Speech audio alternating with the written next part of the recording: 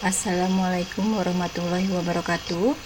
Baik, kali ini kita akan membahas tentang kinematika gerak ya. Dimana kinematika gerak yang akan kita pelajari, yang pertama adalah gerak benda pada lintasan lurus. Apa saja sih yang ada di dalamnya ya? Nah, untuk mempelajari tentang gerak dalam fisika itu ada dua ilmu yang mempelajari tentang gerak ya. Ada diantaranya yaitu tentang kinematika dan dinamika. Untuk kinematika adalah ilmu yang mempelajari gerak tanpa mengindahkan penyebabnya. Maksudnya apa? Jadi kalau ada suatu benda bergerak ya, di situ dia punya kecepatan, punya jarak yang ditempuh, kemudian dia berpindah ya, tetapi tidak mengindahkan penyebab dari gerak benda tersebut. Ya, jadi kita hanya memperhitungkan berapa kecepatannya, berapa jarak yang ditempuhnya, tapi tidak memperhitungkan bagaimana benda tersebut bisa bergerak. Nah, yang kedua itu adalah tentang dinamika. Apa itu dinamika? Dinamika adalah ilmu yang mempelajari tentang gerak ya, sama-sama tentang gerak. Tetapi di sini ya, kita mencari penyebab dari benda tersebut bergerak. Kenapa? Nah, biasanya yang menyebabkan benda bergerak itu adalah gaya ya. Oke. Pertama, kita akan bahas tentang kinematika, yaitu tentang gerak lurus ya. Ada berapa macam gerak lurus ya? Yaitu yang pertama berupa gerak lurus beraturan atau disingkat juga dengan GLB. Nah, yang kedua yaitu tentang gerak lurus berubah beraturan, yaitu GLBB. Apa sih gerak lurus beraturan? Ya, syarat-syaratnya itu yang pertama itu adalah dia gerakannya atau lintasannya adalah lurus ya. Yang kedua itu adalah kecepatannya tetap. Nah, karena dia kecepatan tetap, maka pada gerak lurus beraturan atau GLB percepatannya itu adalah 0. Yang kedua itu adalah gerak lurus berubah beraturan disingkat dengan GLBB. Apa sih GLBB? GLBB itu adalah ya gerak dengan lintasan lurus. Nah, yang kedua, kalau tadi GLB kecepatannya tetap, maka untuk GLBB adalah kecepatannya berubah. Ya, yang tetap apanya? Yaitu percepatannya. Nah, bisa kita lihat ya, gerak benda pada lintasan lurus. Nah, gerak pada lintasan lurus itu terbagi menjadi dua. Yang pertama itu adalah gerak lurus ya. Yang kedua, ini gerak lurusnya mendatar ya. Yang kedua itu adalah gerak vertikal. Nah, itu sepanjang sumbu Y biasanya ya.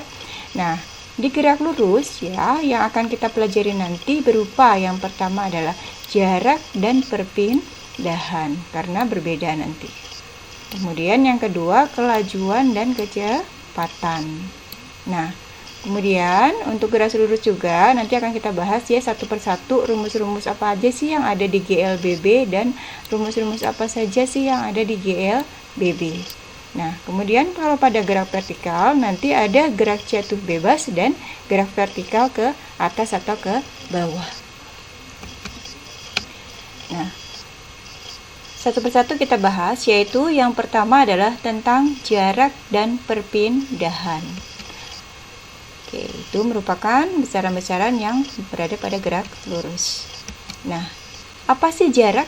Nah, jarak adalah panjang lintasan sesungguhnya ya, yang ditempuh dalam gerak suatu benda. Nah, jarak tersebut termasuk pada besaran skalar, ingat ya. Jadi jarak adalah panjang sesungguhnya yang kita lewati, yang kita lalui ya. Nah, di situ termasuk ke dalam besaran skalar. Kenapa? Karena jarak tidak memiliki arah. Jadi jarak termasuk ke dalam besaran skalar. Oke. Kemudian apa yang dimaksud dengan perpindahan? Perpindahan adalah perubahan kedudukan benda ketika melakukan aktivitas gerak.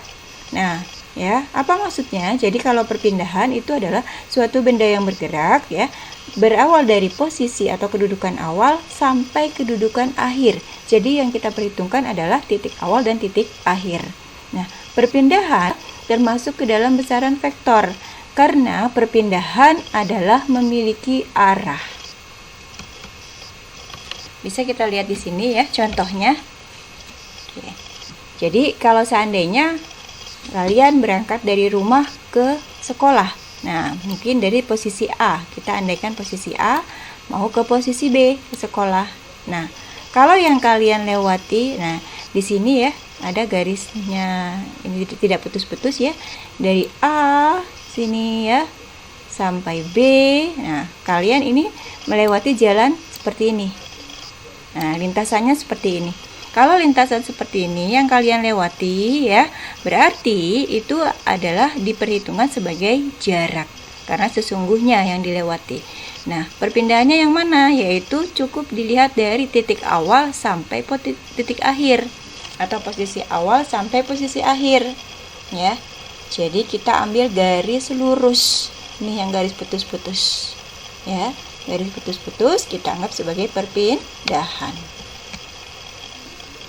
Untuk jarak dan perpindahan, contoh berikutnya, kalau seandainya dilihat, nah di sini dilihat ya, ada misalkan kupu-kupu ya, dia akan berjalan ke arah atas sumbu Y positif ya, ini sejauh 6 meter, ya.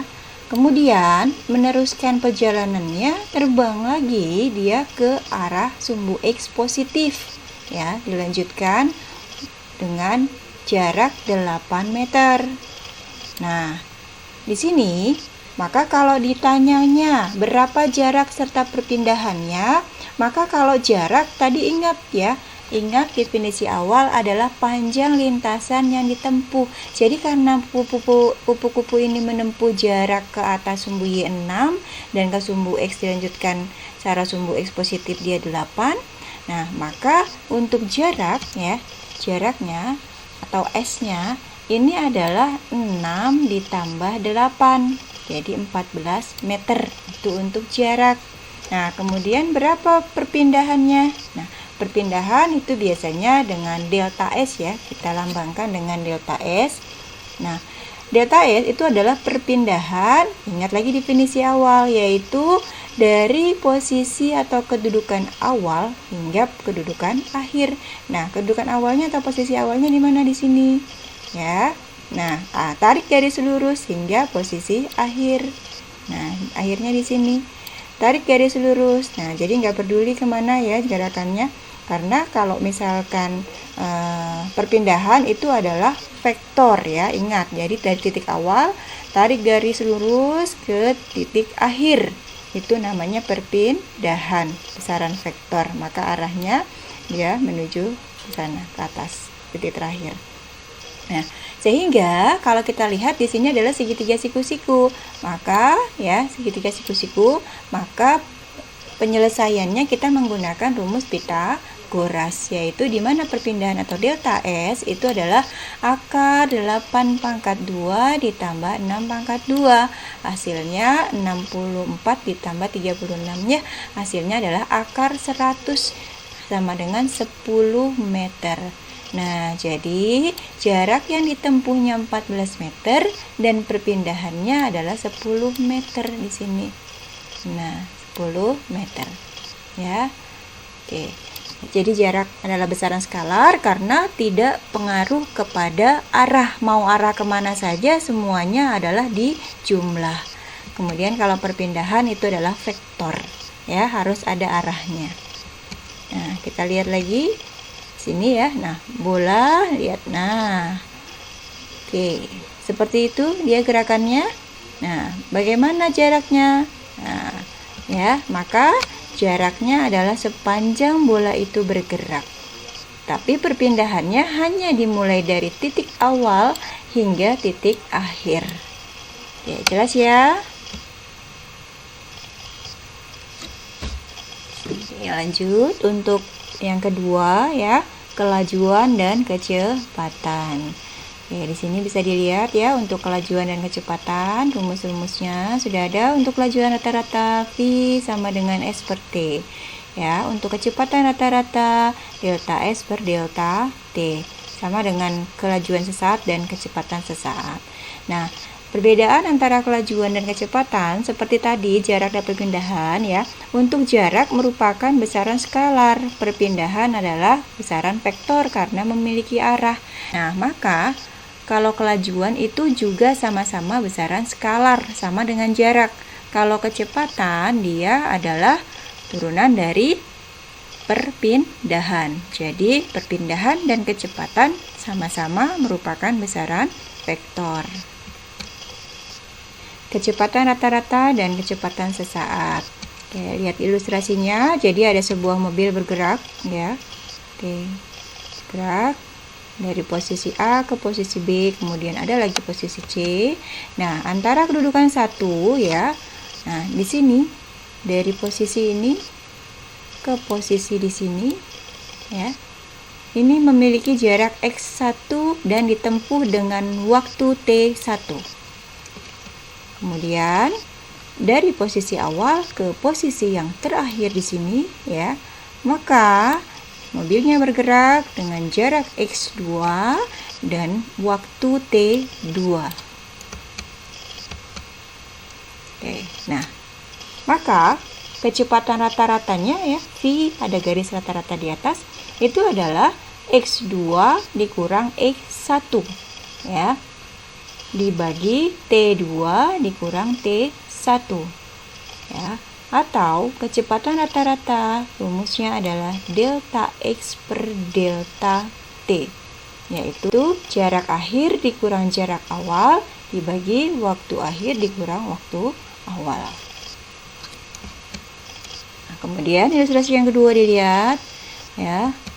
Nah, di sini maka di sini sebuah mobil bergerak dengan kecepatan V ya sampai posisi ini.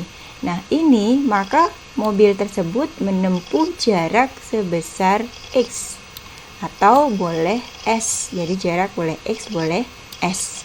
Nah, ditempuh dalam waktu T. Ya. Oke. Maka rumusnya untuk kecepatan sesaat adalah X sama dengan V dikalikan T. Ya, kecepatan dikalikan waktu. Atau kecepatan adalah jarak dibagi waktu. Atau waktu adalah jarak dibagi kecepatan. Oke. Atau kecepatan merupakan limit dari dx dt. Atau kecepatan adalah turunan jarak terhadap waktu. Kita bisa lihat grafiknya. Nah, di sini ada grafik kecepatan terhadap waktu. Bagaimana kalau ada grafik kecepatan terhadap waktu untuk mencari jarak? Maka untuk mencari jarak kita lihat luasan di bawah grafik. Oke. Nah, di sini ya. Oke. Setelah ini materinya adalah nanti GL, saksikan di video selanjutnya.